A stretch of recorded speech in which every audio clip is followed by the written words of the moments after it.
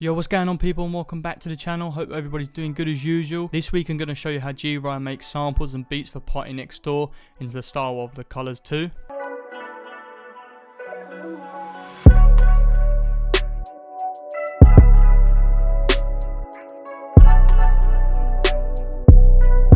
Then you know what to do. Follow my Instagram, that's going to be on the screen, and let's get straight into this. So the first thing I had was this like clavinet sound.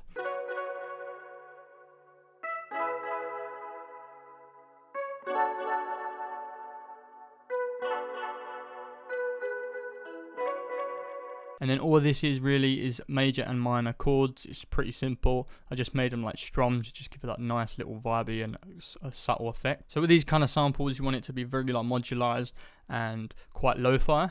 So I had this chorus cassette, and then I used this quite a wide reverb just to give it that nice airiness and like subtleness into the sample, so it wasn't too harsh. Then as you can see here, I did like an automation for the reverb. So halfway through it, the decay goes up. So as here you can see,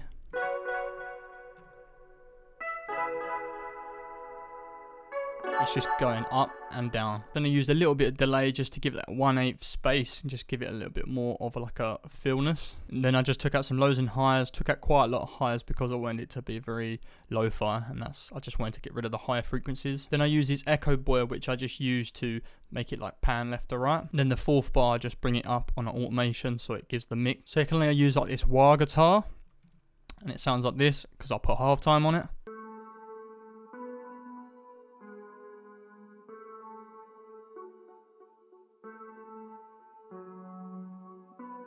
And I use that as a lead sound, so I could use that for the intro and the bridge just to give a little bit different flavour and a bit of like a slower effect. Use a sketch cassette because I wanted to give it a nice grittiness, quite a high saturation, just make it a little bit more unique. And then I use this rich pad chorus, just be very more modulated. I didn't want it to be a full-on guitar sound. I was trying to drown out the guitar. Higher decay reverb, then just a delay, 1/8 delay just to give it a little bit more of an echo. Then for the main chorus part, I did like this synth pad, sounds like this.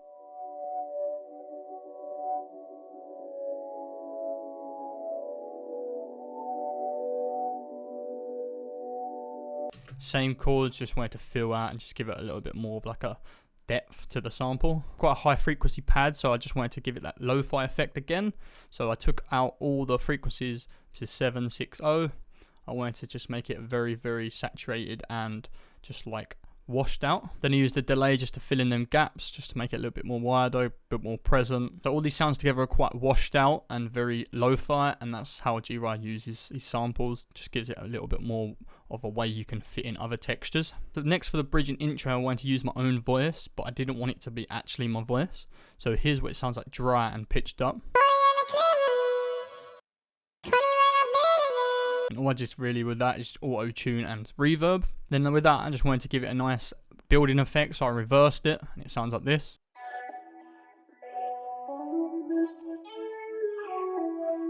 And that's how I made it a little bit more of a lead. So I use these Ovox like low pad synth. It turns your vocals into more of an instrument. So this turned it into like a sort of a pad, give it like that lead sound, and it gave it that nice texture. And then I used a phaser to just phase out the voice a little bit, stops it from being more vocals, more a lead. I didn't give it too much reverb because I already put a reverb on it first. Then a light chorus just to give it that same modularized effect. And then I wanted to make it a little bit more wider again, so I had this pan pot just to make it very more wider and gives the whole like sample a little bit of more depth. So altogether the samples sound like this.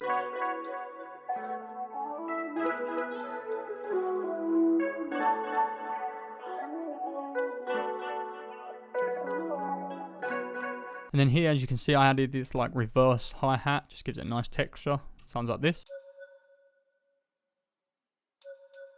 And all I did with that, reverb, and as you can see in the second bar here, I did the delay just to give it a little bit more of a flavour, just change it a little bit. Then after that, just give it a little bit like a vinyl and a texture loop, just to give it a little bit more flavour. Nothing too crazy, very minimal.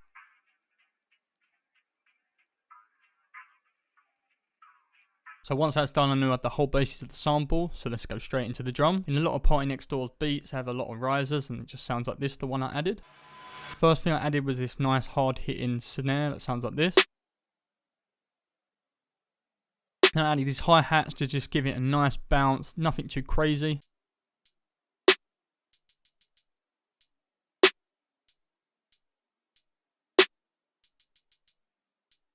A lot of these drums and samples complement each other well because they allow for an artist like Partynextdoor to have a lot of space for his vocal. Then a nice bassy hard hitting kick that sounds like this.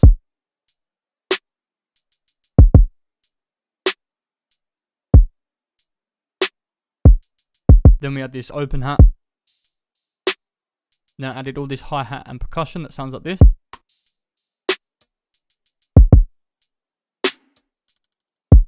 And as you can see, the second hi-hat here, I use just, again, down in velocity, just to give that a nice relaxing build into the next bit. Then lastly, just this hard hitting 808 that sounds like this.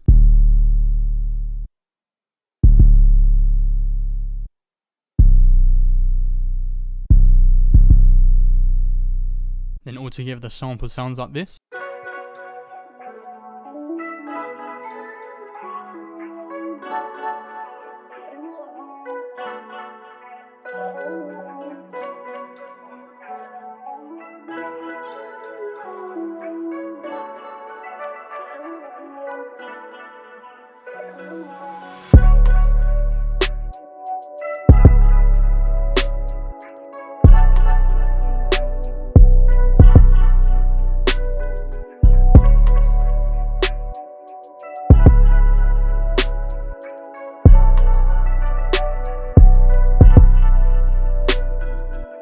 So yeah, if you do like that sample and beat, then do let me know what other stuff you'd like to see below. I did try to make this as simple as possible. It wasn't too crazy on the chords or the lead. It was just quite simple and just gives you that nice lo-fi effect. You know what to do, subscribe down below, follow my Instagram that's going to be on the screen.